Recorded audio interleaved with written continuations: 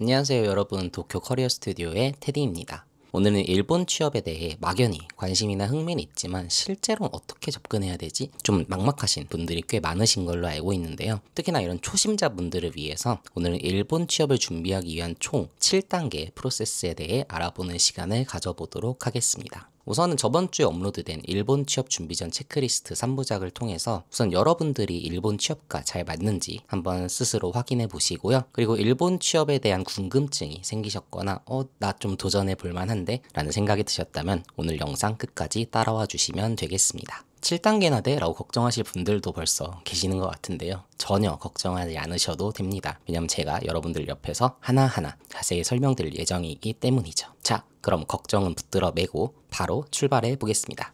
출발! 일본 취업을 위한 프로세스는 다음과 같습니다.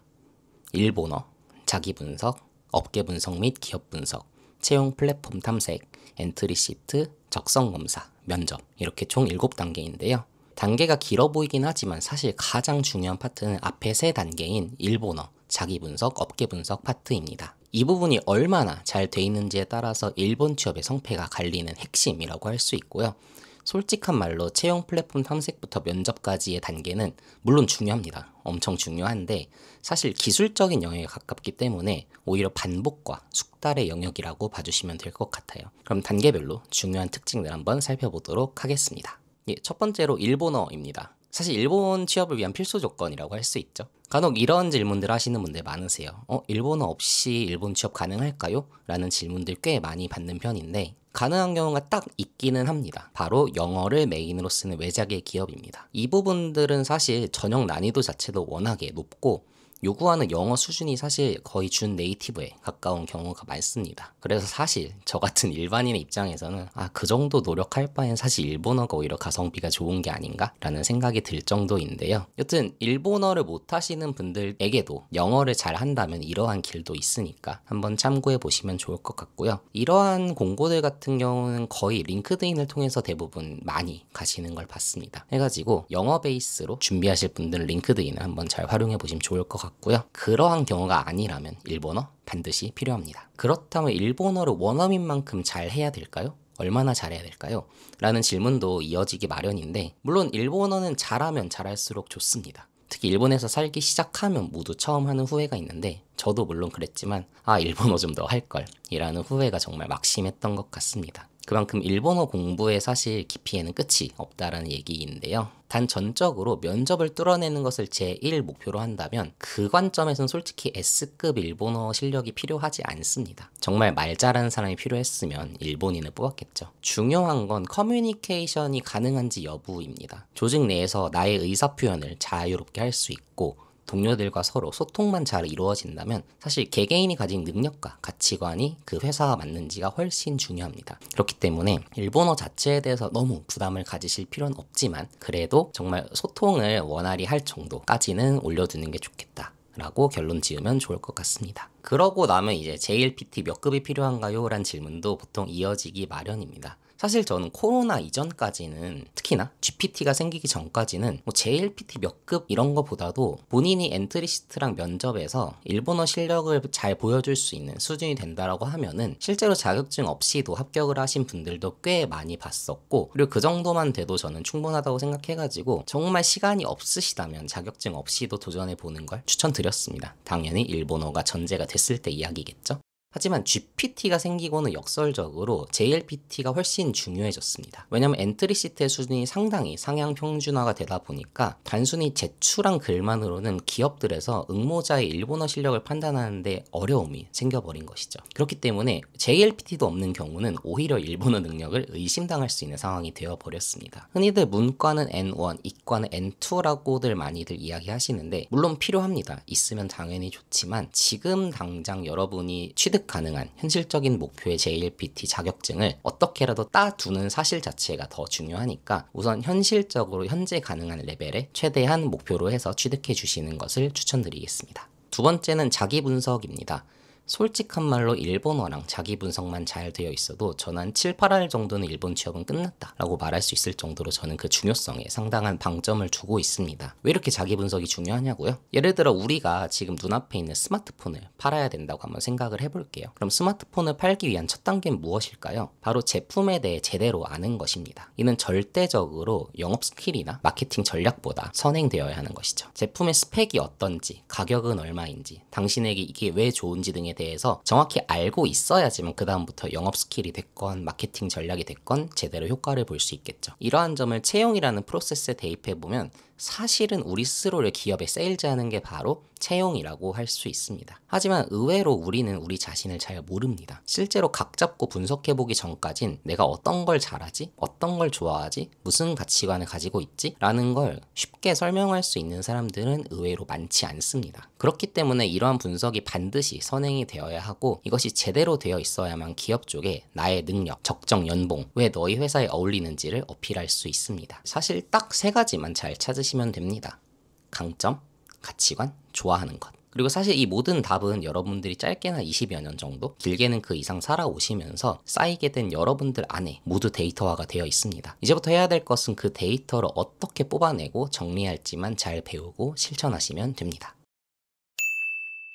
3번째는 업계 분석, 기업 분석입니다. 앞서 이야기했듯이 채용 시장은 나를 기업에 세일즈하는 거라고 했죠. 나를 세일즈한 요소를 자기 분석을 통해서 정리했다면 이번엔 어디에 파는 게 가장 제값을 받을 수 있고 상품이 잘 활용될 수 있는지 알아보기 위한 단계가 바로 기업 분석 그리고 업계 분석입니다. 최종적으로 세일즈의 대상이 되는 곳은 기업이지만 우선은 그 기업의 집합이라고 할 수 있는 업계의 특성부터 잘 알아보고 원하는 업계가 정리가 되면 드릴다운해서 개별 기업들을 알아보는 단계로 가시면 되겠습니다. 업계별로 원하는 성향과 역량 그리고 목표하는 기업별 인재상을 잘 파악해서 나와 잘 맞는 곳을 추려내는 것이 핵심이라고 보시면 되겠습니다. 이어서 4번째는 채용 플랫폼 탐색입니다. 사실 이 부분은 한국과 일본 현지에 있는 플랫폼 모두를 잘 활용해 주시는 것이 좋은데요. 우선 국내 플랫폼을 먼저 살펴보자면 월드잡플러스, 코트라와 함께 일본 취업, 그리고 코렉 이렇게 3곳이 가장 공고의 양이 많습니다. 특히나 국내 플랫폼들의 장점은 채용 이벤트, 예를 들어 채용 박람회, 면접회, 설명회, 미트업 등등 주기적으로 이벤트들이 개최된다는 것에 있습니다. 그리고 이 이벤트들에 나오는 기업들 같은 경우는 아무래도 한국 인재 확보 필요성이 높은 기업들인 만큼 매칭률이 높아지는 것이 장점이라고 할 수 있습니다. 그래서 조금만 적극적으로 다가서고 그리고 기업의 눈에만 들 수 있으면 확실히 내정 확률이 올라가는 것이 그 특징이라고 할 수 있습니다. 하지만 단점이라면 아무래도 한국 쪽 플랫폼이다 보니까 기업의 종류나 그리고 숫자 자체가 일본 현지 플랫폼에 비해서는 제한적일 수밖에 없다는 한계를 가지고 있습니다. 그래서 여러분들 같은 경우는 이런 부족함을 채우기 위해서라도 일본 현지 플랫폼도 반드시 활용하시기를 추천드립니다. 특히나 아무래도 신졸 채용에 있어서는 역시나 리쿠나비와 마이나비 같은 나비형 사이트들이 가장 유효하다는 것을 말씀드리고요. 사실 일본에 있는 기업들이라면 특별한 이유가 있지 않고서는 신졸 채용에 있어서 반드시 이용하는 플랫폼이기 때문에 당장에 좀 일본어가 불편하신 분들이라고 하더라도 크롬 번역이 됐건 파파고가 됐건 꼭 이제 소프트웨어의 도움을 받아서 이용하시기를 추천드리겠습니다.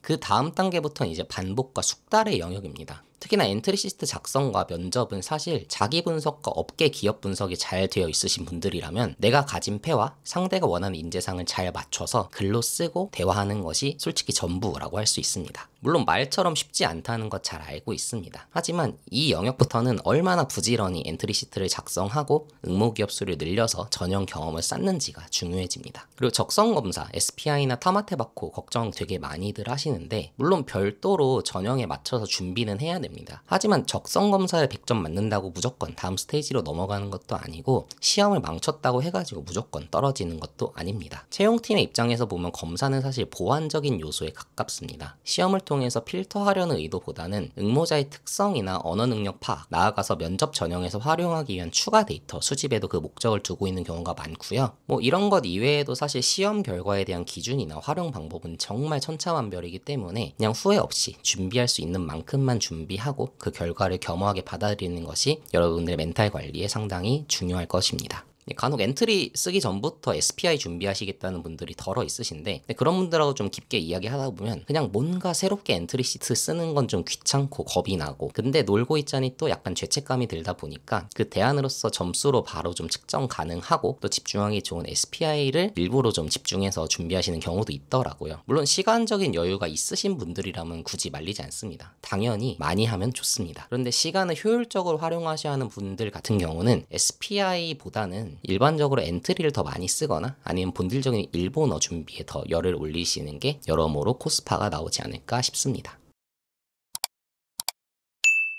정말 숨가쁘게 총 7단계 프로세스에 대해 함께 살펴봤는데요. 다시 한번 이야기하지만 가장 중요한 본질은 일본어 그리고 자기 분석입니다. 이 기초가 탄탄해야지만 그 다음 스테이지들이 자연스럽게 풀려나간다는 점 절대 잊지 않으시길 바라고요. 그리고 사실 드리고 싶은 이야기가 아직 너무 많이 남아 있습니다. 일본어는 어떻게 공부해야 되고 자기 분석이나 업계 분석 어떠한 툴을 활용해야 되고 또 엔트리시트나 면접은 어떻게 대비하는 것이 좋을지 정말 아직 풀어내고 싶은 이야기가 너무 많습니다. 그래서 이러한 부분들은 각 파트별로 자세하게 나눠서 하나하나 처음 일본 취업을 준비하시는 분들도 쉽게 따라오실 수 있도록 영상으로 만들어 보도록 하겠습니다. 그럼 끝까지 지켜봐 주신 모든 분들 감사드리며 이상 테디였습니다.